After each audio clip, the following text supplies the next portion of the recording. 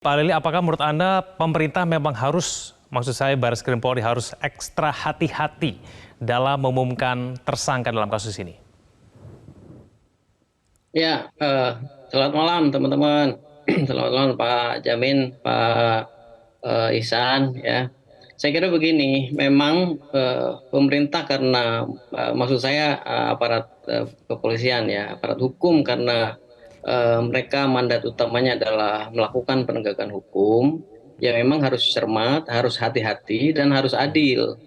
Oleh karena itu, apa yang dilakukan oleh aparat kepolisian dalam konteks ini Barreskrim sudah tepat saya kira dalam konteks ini untuk memastikan bahwa penegakan hukum itu apalagi yang berkaitan dengan penodaan agama itu memang harus ekstra hati-hati karena kalau kita lihat dalam konteks yang lebih progresif misalnya kalau kita lihat pembaruan hukum kita sebenarnya ada kesadaran dari negara bahwa penerapan pasal-pasal penodaan agama itu sudah tidak tepat. Itulah kenapa KUHP baru itu menghapus ya pasal yang berkenaan dengan penodaan agama. Karena apa? Karena pembuktian penodaan agama itu kalau kita bicara soal substansi hukum, barangkali Pak Jamin Ginting bisa menjelaskan itu. Saya bukan ahli hukum pidana, tetapi kalau Ya, kita mau merujuk pada pasal 156A KUHP secara lebih profesional, secara lebih presisi ya kalau menggunakan bahasanya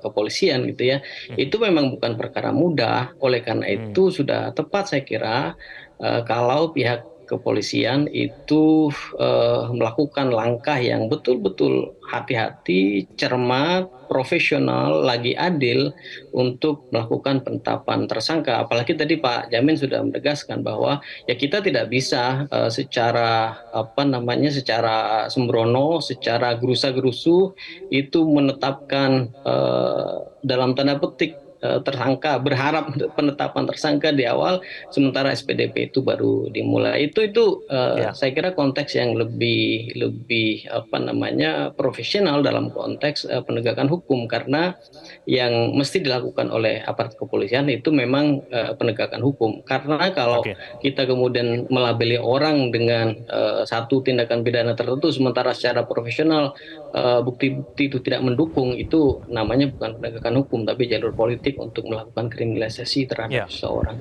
Begitu baik. respon saya. Mas Ihsan, apakah ada bukti-bukti baru yang disampaikan dari tim kuasa hukum kepada penyidik?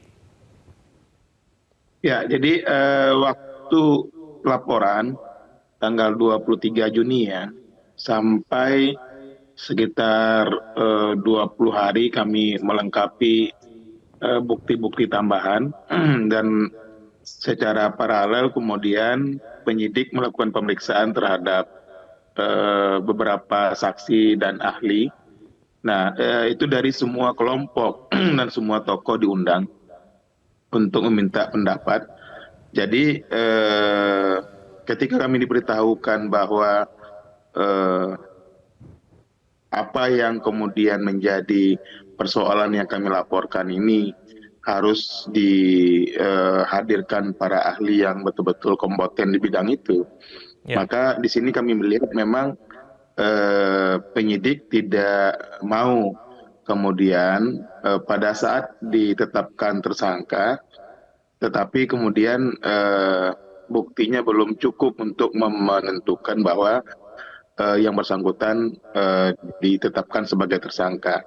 Seperti yang disampaikan tadi bahwa pendapat tentang persoalan-persoalan keagamaan ini pesampat yang sangat sensitif ya. Makanya dari awal kami mengatakan ketika Panji Gumilang diam dalam ruang mereka di Al-Zaitun itu tidak ada yang mempersoalkan. Kami juga tidak mempersoalkan. Tapi ketika kemudian dia membuat rekaman di channel YouTube Al-Zaitun ya. Official dan Al-Zaitun Movie, kemudian itu disebarluaskan ke tengah-tengah masyarakat, Ya. disitulah kemudian semua masyarakat merespon, termasuk kami juga merespon. Jadi persoalan ini bukan pada hanya konteks persoalan ucapannya Saudara Panji Gumilang, Ya. tetapi memang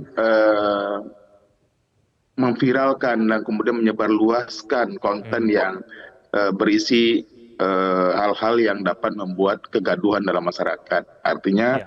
masyarakat menjadi bingung sebagai seorang pimpinan pesantren, seorang tokoh yang kemudian bergelar profesor, tetapi kemudian keluar dari makna yang dipahami oleh masyarakat selama ini tentang Al-Quran, tentang ibadah sholat, tentang praktek-praktek Oke. lainnya. Nah, kita tahu bahwa kasus-kasus seperti ini banyak terjadi sebelumnya, dan memang pada akhirnya berakhir di ranah hukum. Kenapa? Kalau kita biarkan masyarakat menghakimi sendiri, ini sangat berpotensi terjadinya benturan secara horizontal antara masyarakat dengan masyarakat. Nah, tapi ketika kemudian kami menentukan pilihan masuk ke ranah hukum, di situ kan kita buktikan nanti di pengadilan, apakah saudara Panji Gumilang ini termasuk